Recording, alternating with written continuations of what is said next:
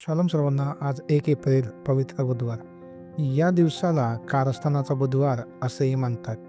आजच्या दिवसासाठी अतिशय अर्थपूर्ण आणि सावध करणारे आजचं वचन आहे मत्तय याच्या 24 अध्याय 13 वचन. परंतु जो शेवटपर्यंत टिकून राहील तोच तरेल. पवित्र आठवड्याचा हा 4था दिवस 2 टोकाच्या घटनांचा साक्षीदार आहे. एक, बेथानीतील समर्पण.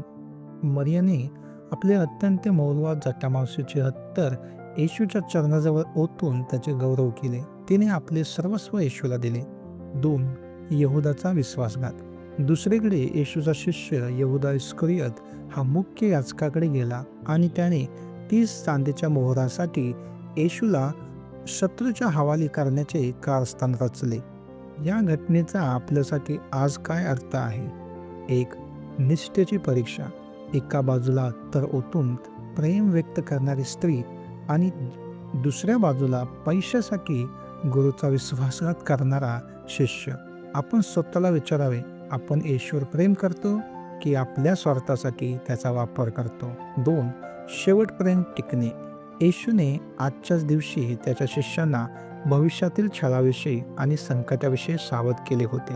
त्याने सांगितले की कठीण काळातही जो विश्वासात टिकून राहील तोच धन्य. 3. सावधानगिरी. यहुदा हा येशूच्या जवळ असूनही भटकला.